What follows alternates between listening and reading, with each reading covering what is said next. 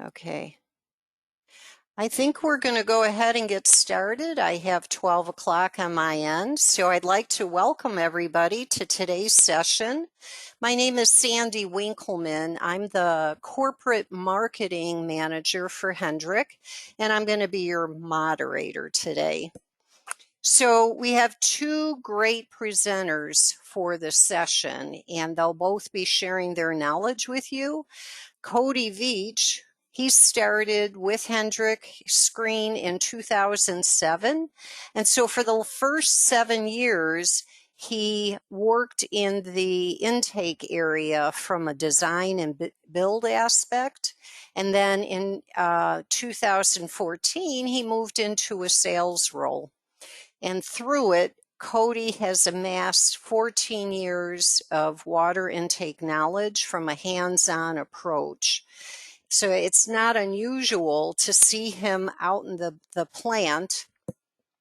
He'll be out there during an intake build working with our team to explain critical production steps to assure a top-notch build that meets every requirement. Josh sorry, we're just going to get the mistakes out right now, okay? Josh Blandford, he's been with Hendrick for a few years now, and his background is, and this is a tongue twister for me, industrial maintenance and industrial electricity. Did I get that right, Josh? That's correct. Okay, thank you. So Josh honed his skills in the paper industry. He worked there for 10 years and then 5 years in the automotive world.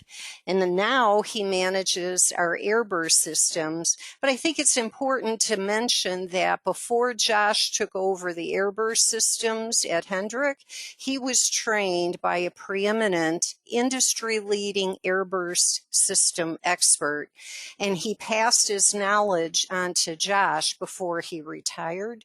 So I guess you can say that now Josh has a lot to carry on his shoulders to live up to that legacy. So before we start, just a couple of quick things that I want to mention. We welcome questions, but the way you feel free to submit them anytime on the questions pane in your control panel. And what we'll do is we'll save the answers to the end of the session in our Q&A time. Before you leave today, you'll get a quick survey, and we appreciate your comments and suggestions for future webinars that you might like to see us present. Last, not last, I have two things. The webinar is being recorded, and all registrants will get a copy of that recording after the presentation. And one more screen, Cody. And we will also present you with a PDF copy of today's presentation along with some additional supporting documents. So without further ado, I'm going to turn this over to Cody so we can get today's presentation underway. Take it away, Cody. Thank you, Sandy. Just a little bit about Hendrick before we get into the details about intake screens and Airburst. Hendrick is located in Owensboro, Kentucky. We've been here since 1974. And everything that Hendrick does as far as screens is done right here in this facility. We provide the design, build, and engineering support. So we're the one-stop shop for all the intake screen needs. We're going to talk a little bit about water intake advantages first. Lower costs. Our intake screens are cheaper than some of the other options out there. If you look at brush clean screens that have rotating and moving parts, they're pretty complex and pretty costly. And also traveling water screens. Our screens don't have any moving parts, so there's minimal maintenance, and it's just a bolt-up connection. So when our screens are installed, basically it's lowered into place, All the hardware is installed, and then that's it. There's nothing required after that as far as installing the screen. Just the piping connections, and that's it. Fouling material.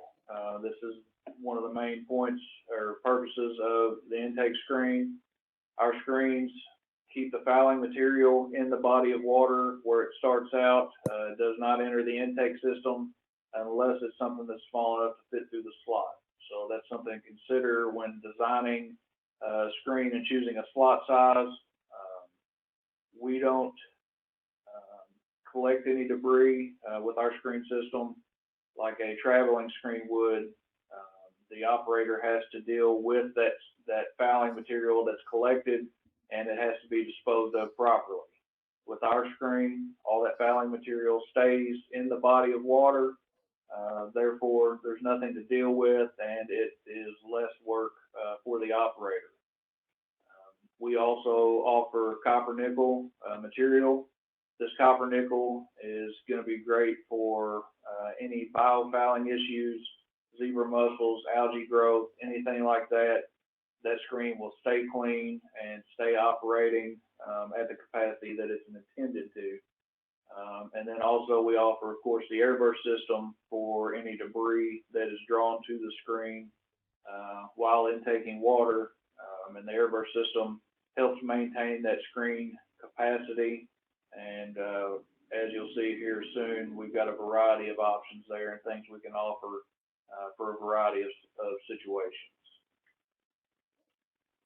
One of the important things about our screen is the core tube or flow modifier inside the screen. This creates uniform velocities. As you can see here on this chart, the arrows representing water flow. It shows the entire screen surface is being used. And when you reduce the instances of higher velocities, you reduce the chances of flooding. So the core tube works really well and makes the screen perform to the best of its ability, and it also allows us to meet regulatory requirements for velocities. We also design all of our intake screens to be custom fit for each project, so we can tweak the design to make it the most cost effective and most effective for each specific project to minimize the unneeded cost for each case.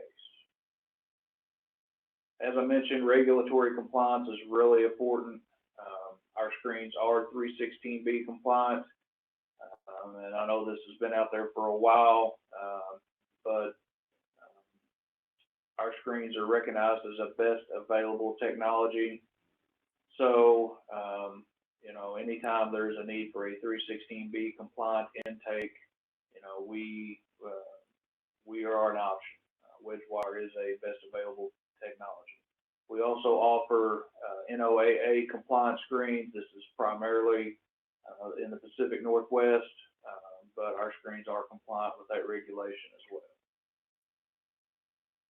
So we're going to look at some options for intake screens. Hendrick offers three main types.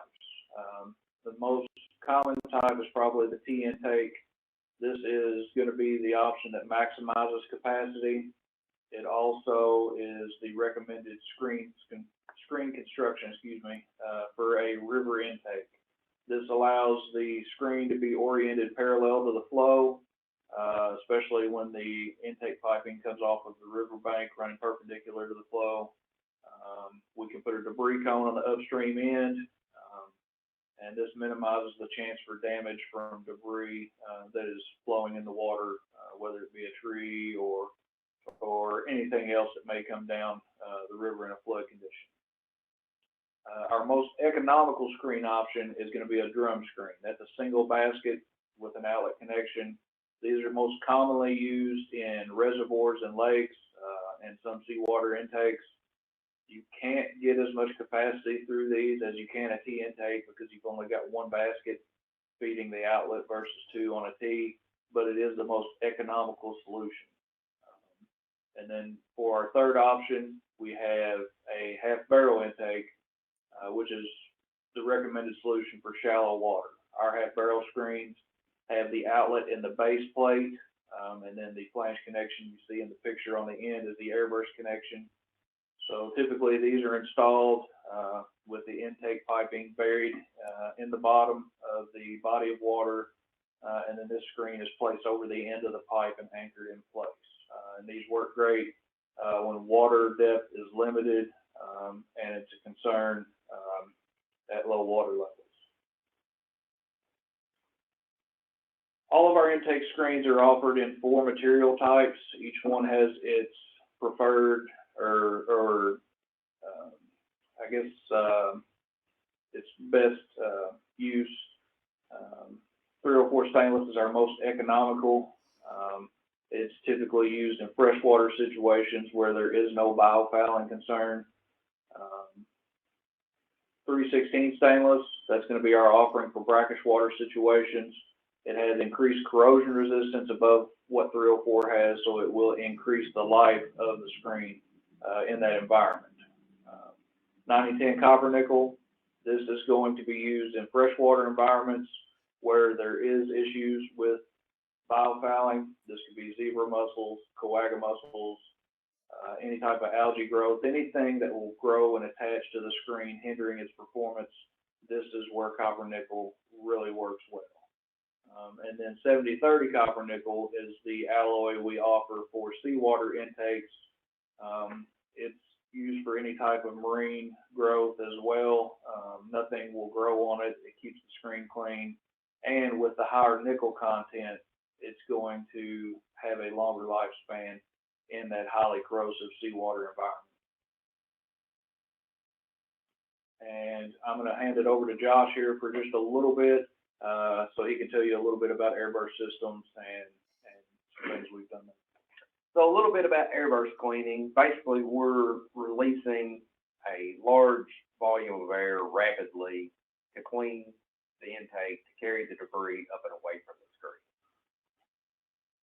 Some of the major components of the Airburst system, of course, the compressor to supply the air, the large receiver to store that large volume of air needed to blast the intake, the valve which will control that release, and then the control panel, which is basically the system operation manager.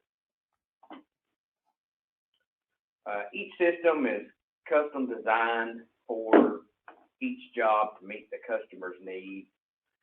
They can be a combination of auto or manual or both. The Airburst can be based off timers, remote inputs, or differential sensors or level transmitters. We can communicate with Ethernet or dry contacts to let the plant control system know what's going on. Some of the projects we can provide are an automated field install system, which all components will ship loose to be field installed. Typically, you'll see this for a larger scale project or possibly a project where there's tight space requirements and we can't fit all the necessary components in a distinct spot. Another type of system that we offer is what we call the turnkey system, and basically it's a plug and play operation. When this arrives on your job site, you hook the lines to the backwash valves and connect the required electrical connections, and this system's ready to go. Another option is the manual Airburst system. Very simple system, not a lot of parts, but it will require more interaction with an operator to be able to clean the screen. Another solution that we can provide if you have multiple screen locations or if you only have a seasonal need is a mobile system, which everything will be housed on a trailer and it can be portable to fit your needs. And that's all I have for Airburst systems. If you have any questions, we'll wait to the end and we'll turn it over to Cody. Thanks, Josh. Now we're going to discuss some things to consider when designing an intake. In the early stages, it's always important to get Hendrick involved. This allows us to ensure that the screen design and sizing is correct, and it's going to meet the needs that you have for each intake. We've got several years of experience, and a lot of times we can see possible issues that somebody that's not as experienced would not see, in just the planning stages. So we can head off a lot of problems and make suggestions for improvements, and that will help everybody in the long run. We can also provide budgetary pricing. This is important to make sure projects are on budget and that that they don't come in over budget and the correct funding is secured. A few things to consider: water depth. That's going to be one of the most limiting factors for intake size. Another thing to consider is additional protective structures. Does the intake need to have some sort of structure upstream to deflect debris, to prevent damage to the screen? Also, do the screens need extra support? Do we need to provide stands for the screens? Typically, a lot of our screens are installed with just the outlet flange connection supporting the screen. But that's not always the case, and that's something that needs to be looked at so that we can incorporate the correct screen design when we're putting everything together, so that the correct amount of space and the correct installation design is considered. Another thing to consider is space requirements. Are you limited? Of course, one, by water depth, which is going to limit your diameter of your screen, and it's also going to determine what elevation your intake pipe needs to be at, as well as are you limited on length? If the screen is going within a structure or there are neighboring structures that are going to limit how long of a screen can we use, maybe we need to go to multiple screens that are shorter in length to position them so that you can get the capacity that's needed. Some of the water depth considerations. Screen diameter. T-intake and drum screens need 2 times the screen diameter for the overall water depth as a minimum. So if it's a 24-inch diameter T-screen, you need 48 inches of water if that screen is centered in the water column at the low water level. This ensures that the core tube works correctly and that the screen doesn't draw air down from the surface or debris off the bottom that will hinder the capacity of the screen. Our half barrel screens require a minimum of 6 inches of submergence, and they are a 180-degree segment. So a 36-inch diameter half barrel screen has a vertical height of 18 inches. So in that case, you would need 24 inches of water for a 36-inch half barrel screen. And again, this is to eliminate the chance of drawing debris or air down from the surface of the water and making sure that you get even flow through the entire screen. Maximum submergence. What is the maximum water depth over an intake screen? This is going to tell us what differential this screen could possibly encounter and allow us to design that screen so that if it does encounter that differential, it will not fail or collapse. And then, are there inconsistent water depths? Inconsistent water depths are typically seen in reservoir type situations, but they can happen in rivers as well. And would this project benefit from multiple intakes at different elevations? Maybe the water quality is better at a certain elevation, and that elevation varies depending on what time of year it is and what the current weather situation is, with flooding or anything like that. So that's something to consider to give you some flexibility on where you draw your water from. Capacity considerations. Obviously, how much capacity is currently required? And do we need to include any redundancy? If you want that screen to meet a certain velocity requirement at a certain level of plugging or blinding, then we need to consider that when we size the screen and allow for that extra screen surface area so that we can meet those requirements. Also, are there any future plans for expansion or additional capacity? If there is, it may be better to allow for it now instead of waiting and replacing the intake screen down the road. If there's planned expansion, then that's something to consider when you're sizing the intake screen. It does not hurt for the intake screen to be undersized. We just want to make sure that it's, and when I say undersized, I'm sorry, I mean it does not hurt for the screen to operate at a capacity lower than what it's designed for.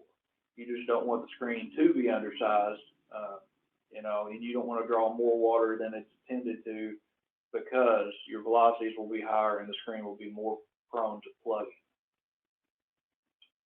A few water intake projects that we have done. This is a T intake project. This was located in the Duck River Dam reservoir in Alabama. There was 5 T intake screens, and you can see them here on this intake tower. They're located at different elevations. This allows them to pick and choose where they remove the water from in the water column. These screens were designed for a 70-foot pressure differential to make sure that they withstand any differential they may see. They could each handle 38,000 gallons a minute, and they weighed 4,400 pounds apiece. This is a drum screen project we did for Lake Fork Reservoir in Lake Fork, Texas. These screens are 90 inches in diameter, and they're 16 feet long. These screens are, like I said, drum style, and with the long length that they have, these also included a screen support on the opposite end, which you can't see in this picture, but this helps support the weight of the screen and kept all that weight from putting pressure on the intake piping that it's connected to. Here's an example of a half barrel screen. These were built for Loudoun County, Virginia. They went in the river there. Each screen is capable of 2.5 million gallons a day. And if you look in the picture, the Airburst connections faced each other. So there was one pipe that came up and connected to 2 screens. And then there's a shroud that was placed over these connections after they were made. That way, the design was streamlined, and it keeps debris from getting caught in between the screens, and makes it a more streamlined installation. So that's just a little bit about intake screens. Now we're going to try to answer some of the questions that were submitted. And for those that are listening, now is a good time to submit any questions that you might have. Also, if we do get a lot of questions and we get to that half-hour mark, no worries. Cody and Josh have promised me that they will stay with this until tomorrow afternoon if they have to answer all your questions. We just want to make sure that the questions do get answered. So, and thank you both for a very informative webinar. So do you guys want to start taking questions and talking through them? Sure, thank you, Sandy. We've got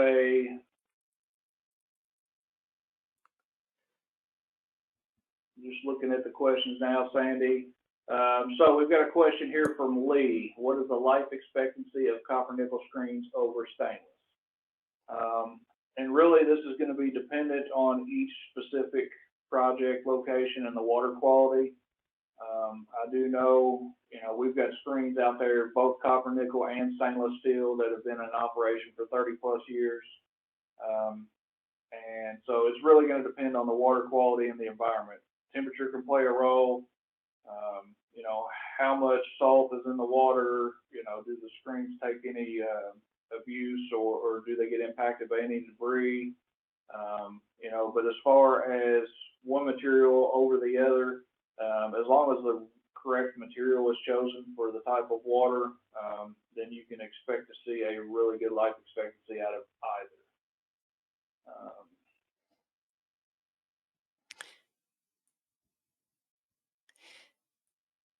So Josh, there's a question there from Obi regarding an Airburst cleaning system.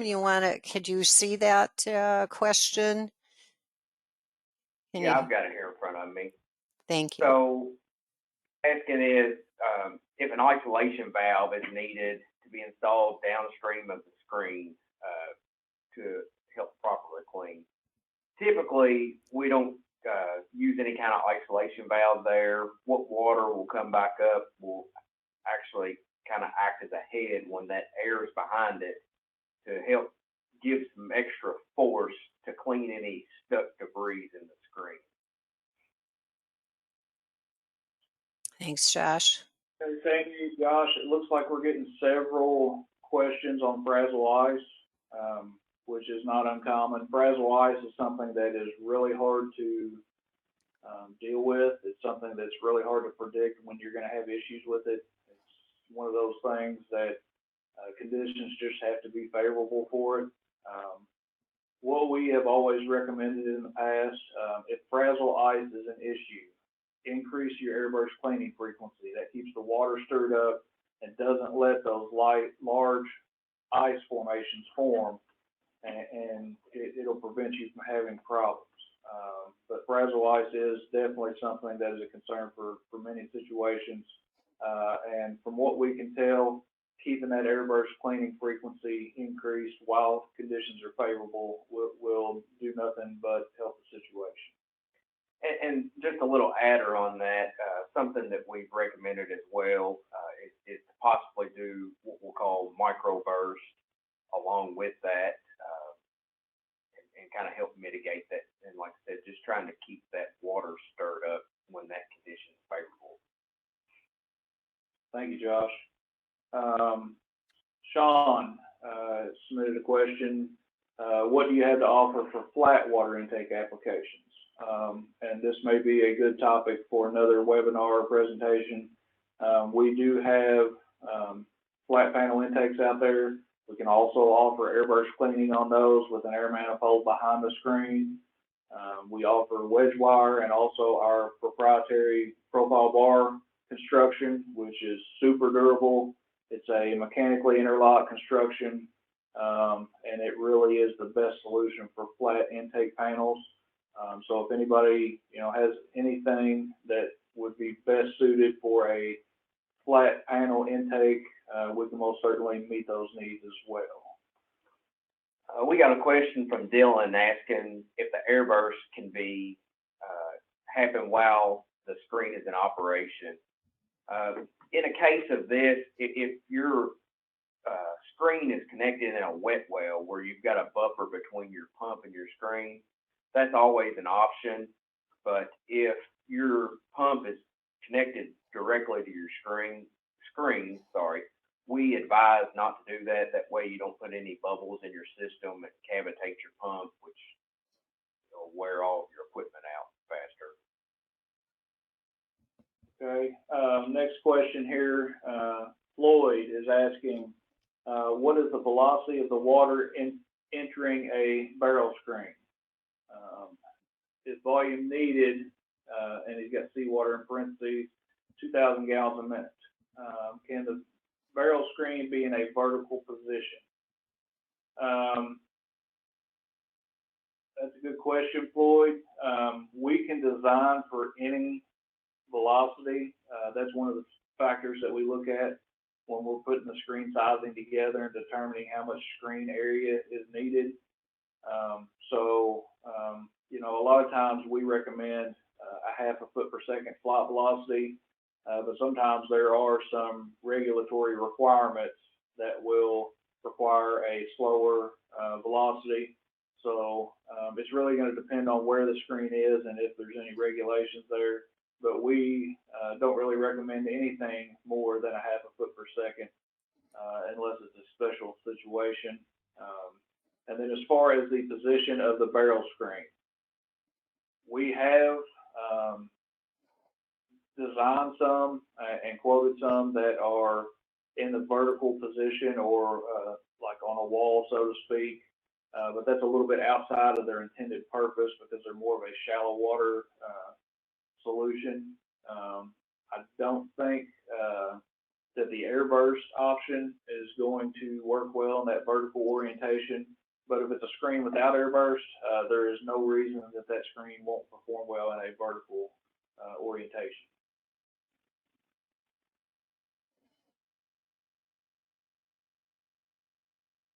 And then we've got a question from Kevin asking about how many installs on the Mississippi.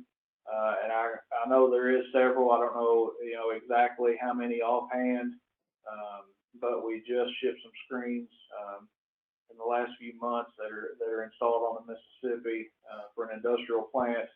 And they included guide rails, and they service their fire water protection as well as their processed water.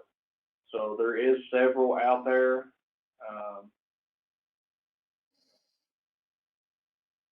And also he's asking if there's any Airburst systems on the that are included with those systems. And yes, several of them do have Airburst.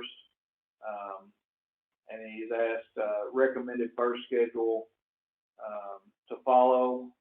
And again, this is going to be a case-by-case basis. We have seen intake systems out there that get, just a burst maybe once a week or once a month, even if it's really clean water.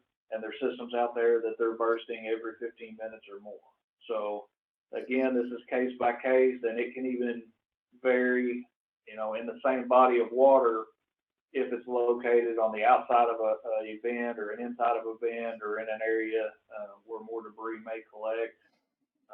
So there's just a lot of variables there. There's not a one-size-fits-all answer, but definitely regular, scheduled, and that's one reason we make the Airburst systems adjustable so that they can be adjusted to fit the need of each intake. But it's definitely recommended to keep up with that air bursting schedule, whatever it may be for that specific install, to keep that screen performing like it should be.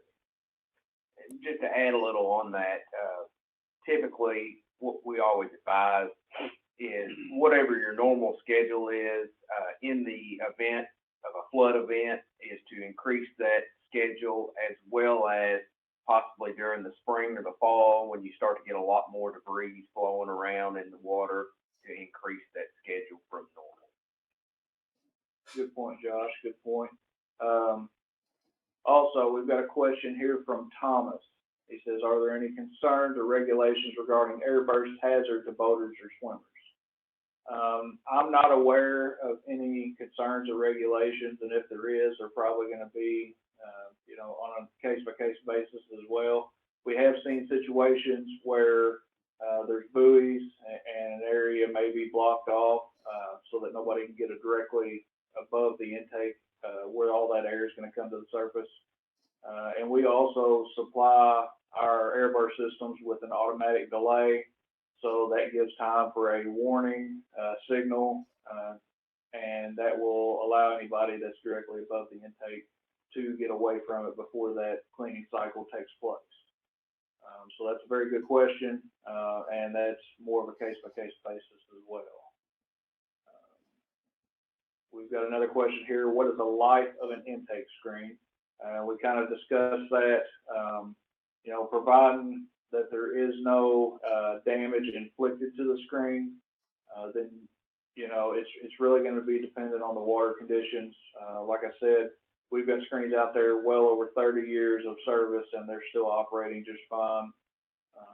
So it's really going to depend, but I would expect most screens that, to have a life expectancy of at least 25 years, probably more, just dependent on the water makeup. And then we've got a question here from Peter. How do you schedule Airburst cleanings? And I'm going to let Josh talk about this one a little bit on how the system can be set up to figure out when it should Airburst the screen. So a lot of our systems are PLC based, and we'll have a HMI at the control panel, which you can go through and adjust all the user settings. And then also there's that option to be able to remotely control that system. So once again, if you start to see your flows drop off, then you'll be able to initiate a remote cycle. Thank you, Josh. Gonna try to address a few more questions here. Thomas has asked, do deeper screens require airburst supply, a higher airburst supply pressure? So all of our airburst systems are basically designed at the same pressure, but what we look at is the supply line sizing and what type of air delivery will it achieve. So we take a look at the length of piping, the size of the piping, the water depth over the screen, and take all that into consideration. When we design, we shoot for 2 to 3 screen volumes of air to be supplied to the screen, and we want 3/4 of one screen volume to be supplied during the first second. And what this does is it guarantees you a robust cleaning cycle. You get a good blast of air, and that really helps remove any debris that's stuck against that screen, and make sure that that screen gets cleaned very well, and that it basically ensures a robust cleaning cycle. This is industry standard, and it works very well. So we treat basically every airburst sizing situation the same, and it's a very, very robust cleaning cycle. So they work very well. We got another question here from Ed. Chemical feed lines for pre-treatment of intake water.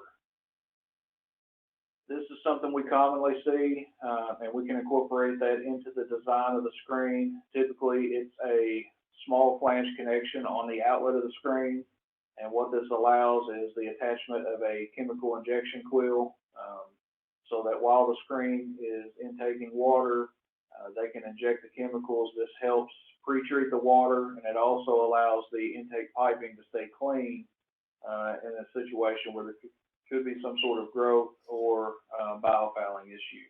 So that is definitely a possibility, and it works very well. Environmental regulations limiting on airburst. The air, and I've had this question a few times in the past. The air, it's a robust cleaning cycle, but it's not a situation where, if you initiate the cleaning cycle, you're not going to have fish floating everywhere or anything like that. It's just air. So it doesn't really cause any issue with the fish. And from anything we've seen, it's very environmentally friendly and doesn't cause any issue.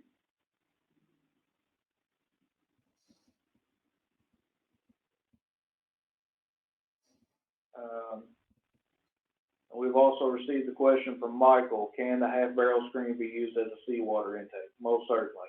Any of our screens are available in stainless steel and copper nickel construction. So that's not an issue there. If there is a shallow water intake needed in a seawater situation, then we can most certainly produce a screen that will meet that need.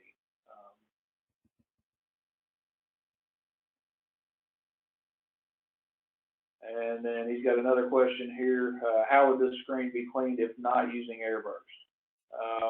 There are cases when for certain reasons Airburst is not wanted.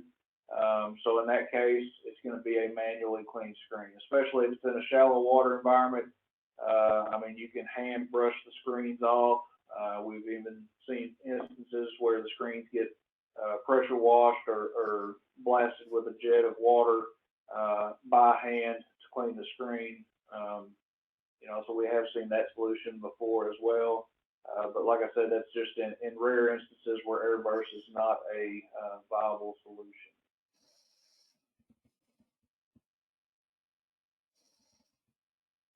I've got a question: oil versus oil-free compressors. Typically, we see a lot more use of oil compressors, and we always try to use food grade oils. Um, Sometimes the customer may spec oil free. They are a little bit noisier and are prone to have a little bit more vibration. So typically we try to stick closer to the oil sided compressors. Thank you, Josh. Another important question here from Michael, that pertains to cleaning the screen. We do offer screens that have access doors or removable end plates that will allow you to access the inside of the screen. This can help if there's going to be like an ROV inspection and they need to put an ROV or a camera inside the screen to access the inside of the screen and also the inside of the intake piping. And in the case that the screen does get anything inside of it, which is not typically the case, because anything that enters the screen will be smaller than the slot opening, so it will be very small. But we can offer screens with removable ends for access to the inside of the screen and access to the intake piping. And as pointed out by Ed here, copper nickel, it is more cost up front, but it saves a ton of money when it comes to maintenance on the screen, because if it's not copper nickel and there's biofouling, that's not what Airburst is really intended to do. That stuff will really stick to that screen, and you manually remove it. And any kind of work you have to do in the water is going to be expensive. Divers are expensive, and it's costly, and you'll have excessive downtime. So copper nickel is the best solution, and in the long run, it will more than pay for itself up front. I got a question here from William. Can you use water jets in place of Airburst to clean the screen? We don't design things specifically for water. It's just not as effective. But Airburst, in a sense, also sort of uses water to clean the screen, because a portion of that air piping is going to flood in between Airburst cleaning cycles. So when that Airburst cycle is initiated and that valve releases that air, what you get is that air pushing all that water out of the piping, and so that the screen essentially receives a blast of water first that helps clean the screen, and then that blast of air hits afterwards and helps carry that debris up and away from the screen. So in a sense, the Airburst system also provides, a blast of water to help clean that screen as well.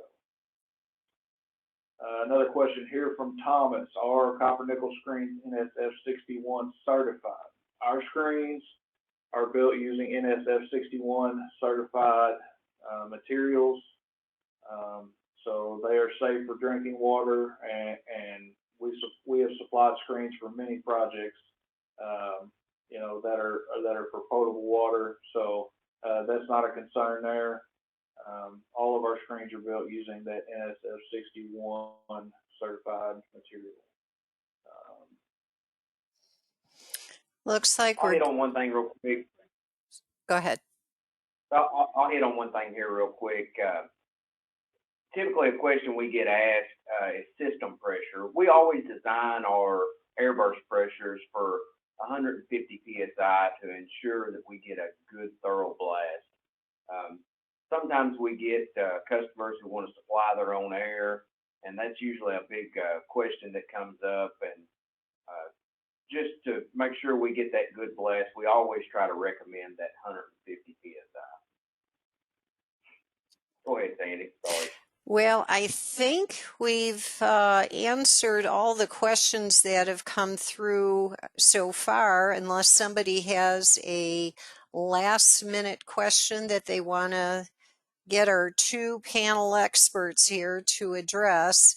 And I also have Josh's and Cody's contact information there on the screen.